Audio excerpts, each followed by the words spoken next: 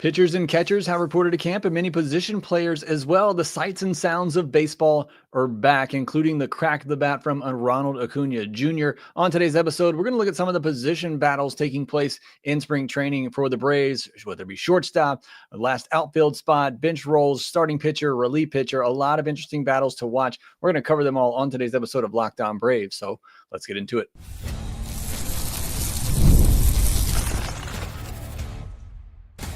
You are Locked On Braves, your daily Atlanta Braves podcast, part of the Locked On Podcast Network, your team every day. Hey, and welcome back to Locked On Braves, part of Locked On Sports Atlanta, where we cover your favorite Atlanta sports teams each and every day. I'm your host, Jake Mastriani. You can follow me on social media at Shortstop Ball. Check out the podcast on X at Locked On Braves and on Locked On _Braves and on Instagram at Locked On Braves. My wife told me it's just Insta. Whatever you want to say, go over there, give us a follow. Going to do some fun things there throughout the season on Instagram, whatever the kids are calling it these days. If you're new and watching this on YouTube, please do me a huge favor. Hit that subscribe button if you haven't already. We're fast approaching 12,000 subscribers. Would love to get to 13 by opening day. Doc, go ahead and hit that hashtag on them. But thank you so much for all your support here at Locked On Braves, whether you're listening on YouTube or watching on YouTube, listening on the audio version. Thank you so much for all your support. Going to be a fun season. Going to be a fun spring training. Can't wait to get things underway. But we did have a lot of pitchers and catchers, all the pitchers and catchers and a lot of position players report on a Wednesday, the first official day for pitchers and catchers. Position players and everybody aren't expected to report or don't have to report until the 18th. But as is the case these days, almost everybody reports the first day that pitchers and catchers do. So a lot of reactions from that. But today's episode, we're going to focus on what some of the position battles will look like in spring training. And I think there's some pretty fun ones to watch, some interesting names that could surprise you. We'll get into all of that on today's episode. The first one we're going to look at is one that might not be a battle at all. In fact, I don't think it's a battle at all, but I know it's the one that many of you are asking about and are curious about, and that is will there be a battle at shortstop? You know, assuming that the Braves don't bring anybody else in, is it just Orlando Arcia's job? Maybe the question that we should be asking is, should it just be Orlando Arcia's job? Or after the year that he's coming off of offensively, should it be up for grabs? Should there be a real battle in spring training? But here's the problem with that. The candidates are Nacho Alvarez, Nick Allen, Christian Cairo, Jose Devers, Eddie Alvarez, and Luke Waddell. And I'm just mentioning everybody that's on either the 40-man roster or a non-roster invitee that can play shortstop, or at least has played shortstop before. But realistically, Nacho is maybe the only one that could supplant Orlando Arcia at shortstop in spring training. Now, what would have to happen in order for him to do that, I think is a lot. And again, I think it's a pretty impossible task that this would happen. But let's just, if you're ready for a replacement of Orlando Arcia, and I know many of you are, and look, my feelings have been clearly made about him. I think he is fine if he's your number 9 hitter and he's just going to play above average defense at shortstop. Obviously, you need a little bit more than what he gave you last year, but it's not somebody that we should be counting on hitting, 300 with 20 home runs. That's just not who Orlando Arcia is. If he can be slightly below average offensively and above average defensively and hit at the 9 spot in your lineup and everybody else is doing their thing, you can live with Orlando Arcia as your starting shortstop. But I know we all would like a little bit more. And that seems the only person that is close to doing that in the system right now would be Nacho Alvarez. So in order for him to beat out an Orlando Arcia, he'd have to at least prove that he can be average to above average defensively. The Braves have made it very clear, and I think it was very clear the last time there was a position battle at shortstop, they are going to go with the best player defensively. And I get that. Again, you hear me talk on the podcast all the time. I very much prioritize defense above everything at shortstop. And the one question about Nacho Alvarez is, can he handle the shortstop position defensively? You listen to scouts and evaluators, and some of them say, he's one of the best defensive players in the system. And I've seen it in some of the games that I've watched of him. I can see the quick hands. I just don't know about the range. I don't think that he has the range that Orlando Arcia has. You may have seen the video from MLB The Show. They have this new system now where certain players get worse reaction times than others.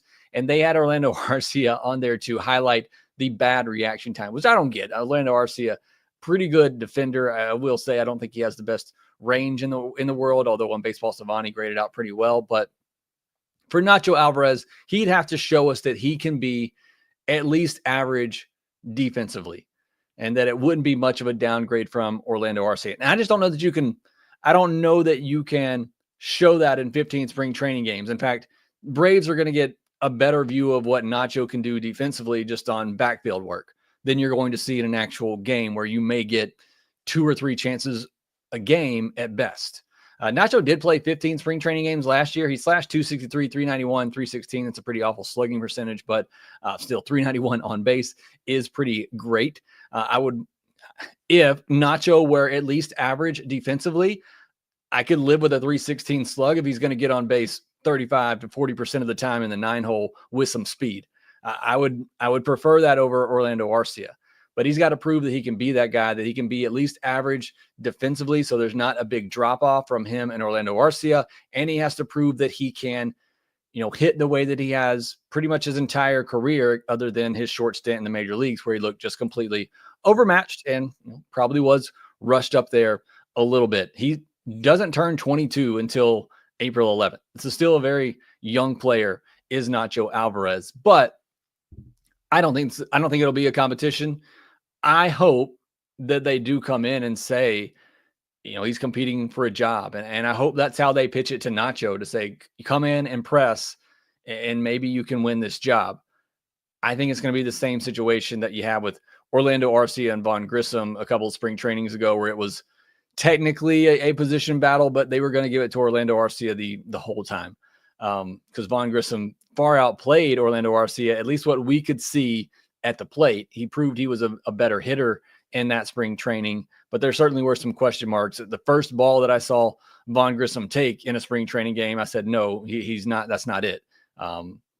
Some guys you can just tell, and I could tell with Vaughn Grissom, the first ground ball I saw him take in spring training that year, I said, no, he's not there defensively, but offensively he was clear. So that's why I say with the Nacho, it can't just be about the bat.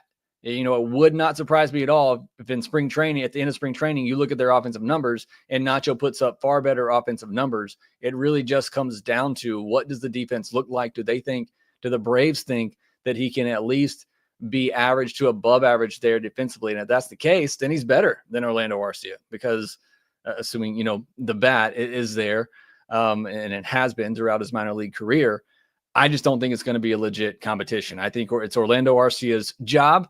Maybe Nacho overtakes him at some point during the season if Arcia can't be somewhat productive offensively. I mean, again, like I said, I'm not looking for a guy that has an over 100 WRC plus, but you got to be more 85 to 95 and not 60 to 70. You have to be able to give us something there offensively. So we'll see. I think if Nacho were to overtake him, it wouldn't be in a short sample size in spring training. It'd be a couple of months down the road. Like I said, if Orlando Arcia just continues to be an automatic out in the lineup.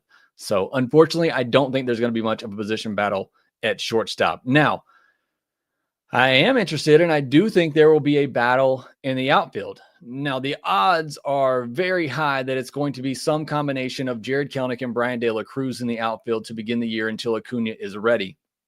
But I think this time in particular is very important for Jarred Kelenic. There should be a lot of focus on Jarred Kelenic in spring training and in the first month of the year. While normally we're not going to put a ton of stock in anybody's spring training stats and what they look like, Jarred Kelenic is one of those guys where we for sure are going to hyper focus on the results and what he looks like in spring training.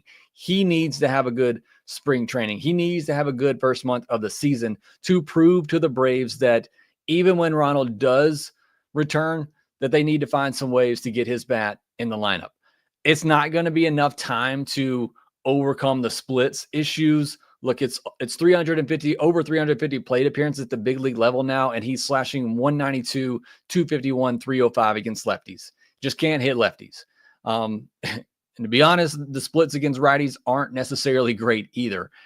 He just needs to prove that he's a big leaguer. He is still trying to prove that. I think going into maybe his fourth or fifth major league season, he's still trying to prove that he is a big league player. And look, it's still a young guy that has a lot of talent. I've said it when they hired Tim Hires.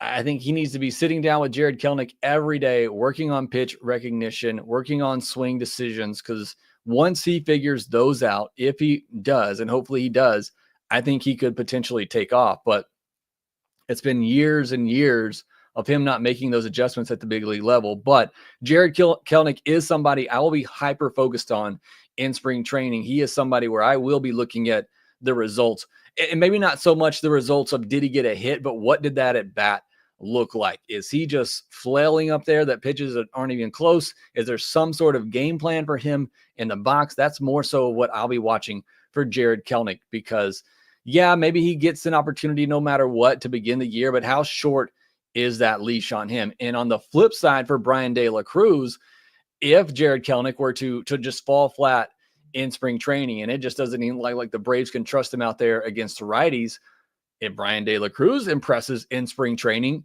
could he just get an everyday job? Not just against lefties until Acuna comes back, but maybe as an everyday guy against righties and lefties. He has that big power potential that the Braves like and tend to target. So I think those two guys in particular, spring training matters for them. Results matter for them. They have a short window to prove themselves to the Braves. And I'm very interested to see how both of those guys look and do in spring training. And outside of those two, if one of them were to get hurt or just fall flat, what are your other options in the outfield? We kind of know what Eli White and Luke Williams are, back of the bench guys with speed and versatility. I don't think anybody's going to be looking at them to fill in for an everyday role if needed. Carlos D. Rodriguez, he is on the 40-man roster. He put up good on-base numbers at AA and AAA last year, stole 17 bags as well, was caught stealing 6 times. So maybe not the best base stealer, but does have the speed to do it. And it's another left-handed bat that, again, if Kelenic were to get hurt or just simply doesn't have it, and you want to send him down to the minors to work on things, then maybe Carlos D. Rodriguez. You have to throw the D in there. The Brewers had 2 Carlos Rodriguez prospects. One was a hitter, one was a pitcher. But so there are 2 Carlos Rodriguez prospects at the moment, but only one in the Braves system that I know of, left-handed outfielder that I'm talking about. So he could be an option as well. And then Connor Capel, he's the only non-roster invitee outfielder listed. He's another option from the left side with good on-base and speed skills. So shortstop, don't think there's going to be much of a battle there, but I am interested to see how they kind of play that and portray it in spring training. Outfield, I am going to be very hyper focused on specifically watching Kelenic and Bryan De La Cruz. What do they look like? Can either one of them prove that they deserve more at bats once Acuna does return? Because even when Acuna does come back, he's probably going to need some maintenance time here and there, and you're going to need one of those guys to step up. And so very curious and interested to see what they look like in spring training. Next, we'll turn our attention to the pitching side of things, where I'm very excited to see this starting pitching battle. And I know we all seem to think that it's Grant Holmes and Ian Anderson that are going to get those final 2 jobs, but don't sleep on AJ Smith-Shawver. We'll talk about that here next.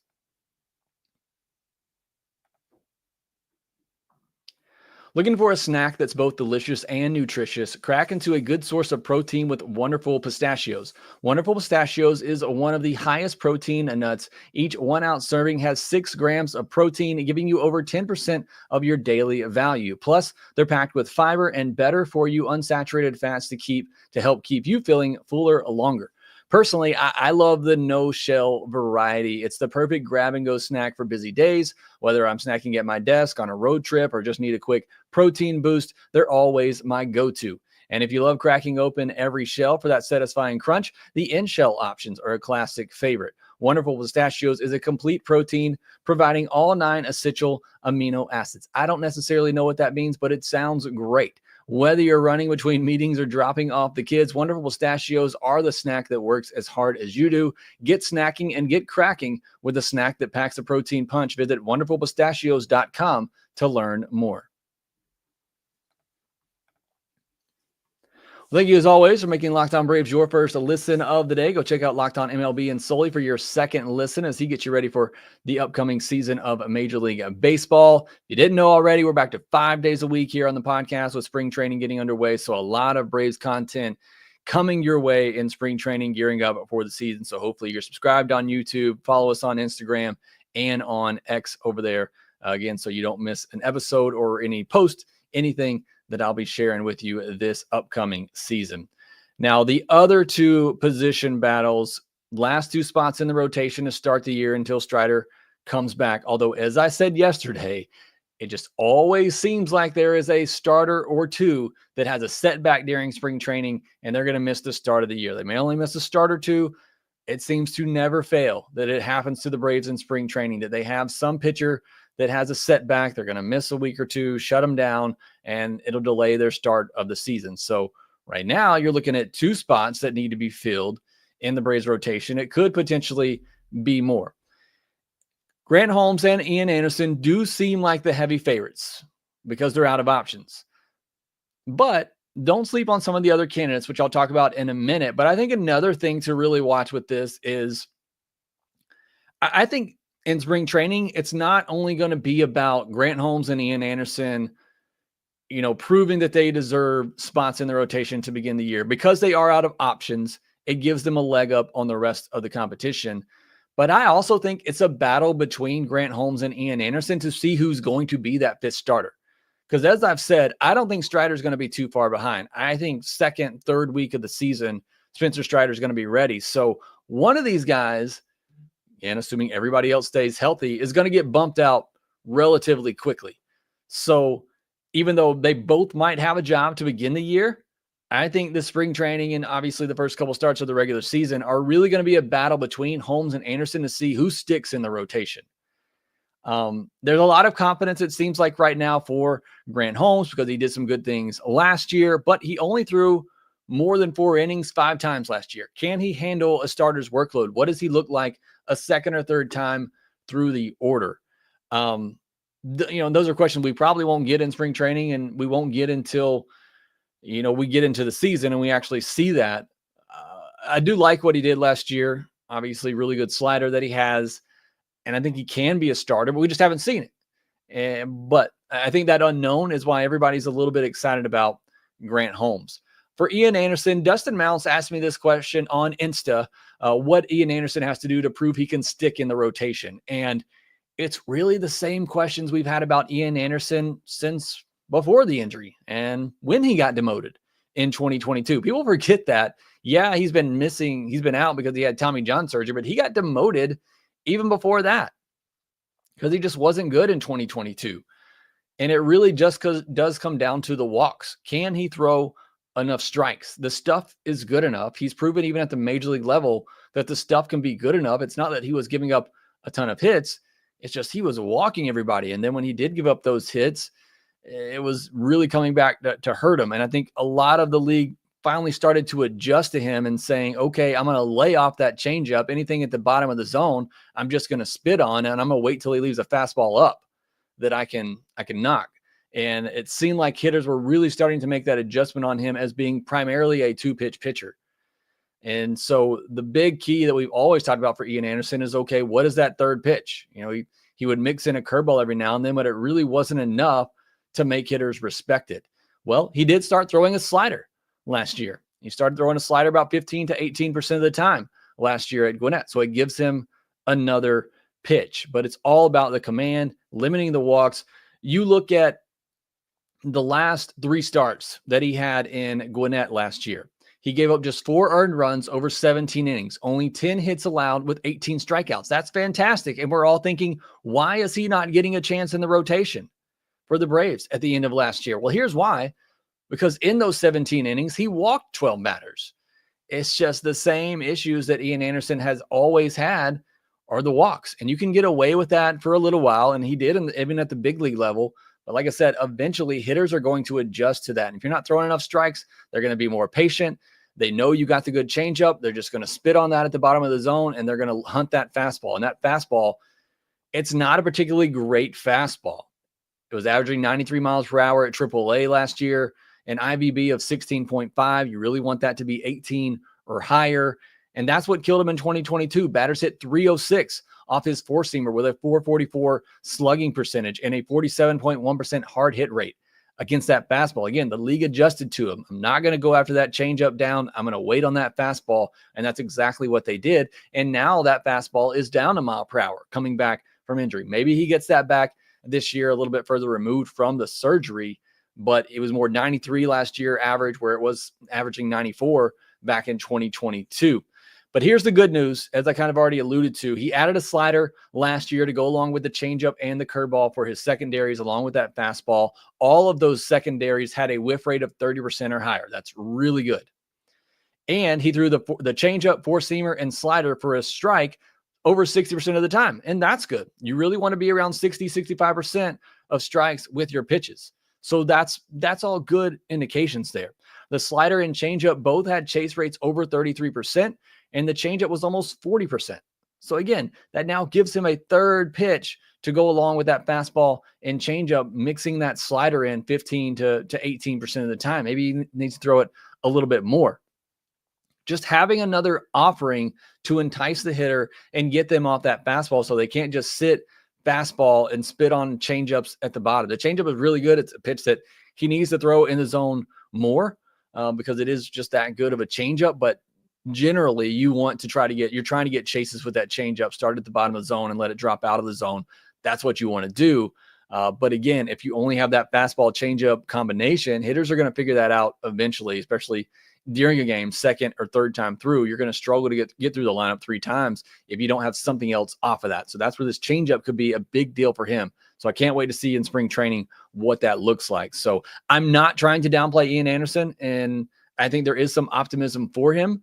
But it is the same questions that we've had for him in the past. Even with that slider, like I said, those last three starts in Gwinnett, he walked 12 batters in 17 innings. So the walks are still an issue for him. But I think there is some optimism that if he can throw some more strikes, limit the walks, he now has that slider in his repertoire that he can throw in there to keep hitters off the fastball. There is certainly some optimism that he can get back to being really good. Now, I do want to mention AJ Smith-Shawver.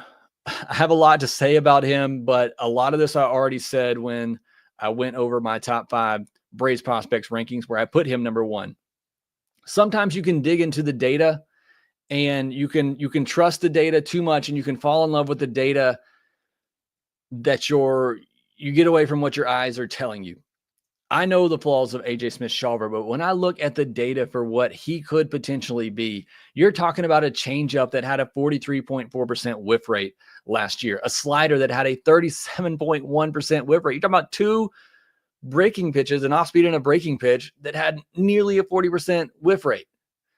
And you have a four-seam fastball on top of that averages 95 miles per hour with an IVB of 17.6. Like I said, you really want that to be 18 or higher, but that's really close. So it's a good fastball. The pitch mix is there.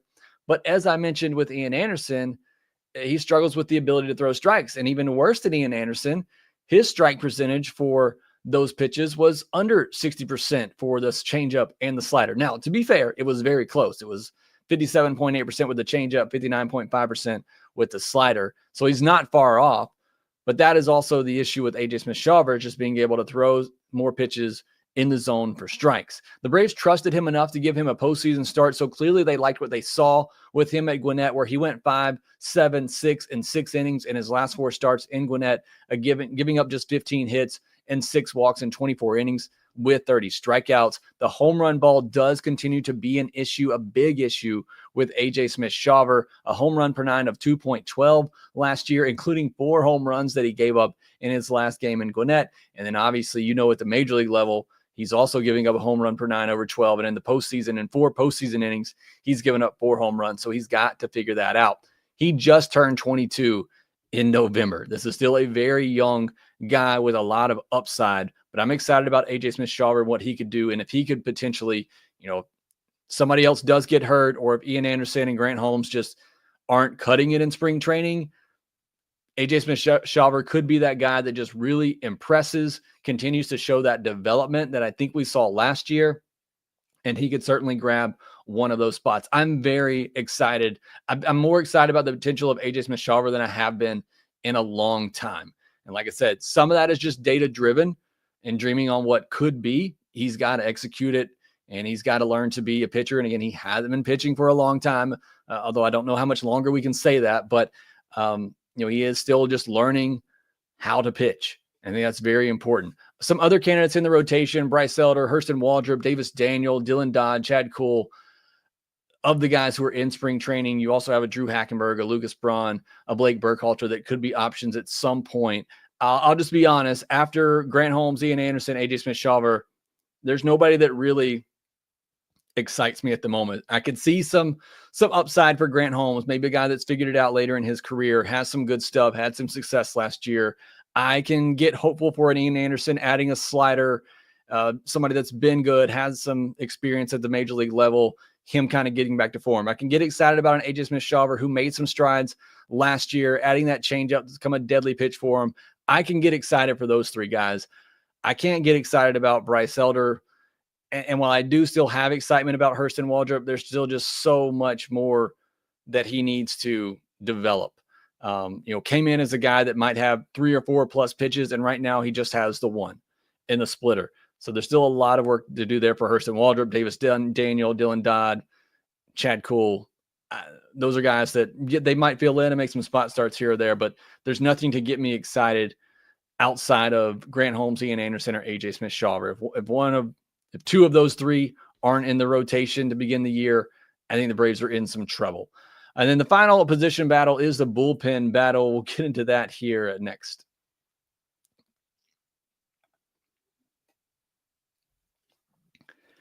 And we look at the bullpen battle for the Atlanta Braves. And honestly, if we're looking at it, there's really not many spots available. When you consider Iglesias, Pierce Johnson, Aaron Bummer, Dylan Lee, and Daysbel Hernandez are 5 that are pretty locked in. And you also have to consider that Angel Perdomo and Anderson PR are also pretty much locked in, with Perdomo being out of options and PR being a Rule 5 guy that they'd have to give him back if he's not on the roster. That's 7 bullpen arms that are already pretty much locked in. And maybe that's why you haven't seen Alex Anthopoulos go out and make a big move, although I don't think that should stop him from doing it. But there may really only be one bullpen spot available, assuming everybody stays healthy. I know we talk about the bullpen a lot and how they need some more, and I certainly would like it. Again, I'm still very hopeful for David Robertson that he gets signed, but there may only be one spot available in spring training.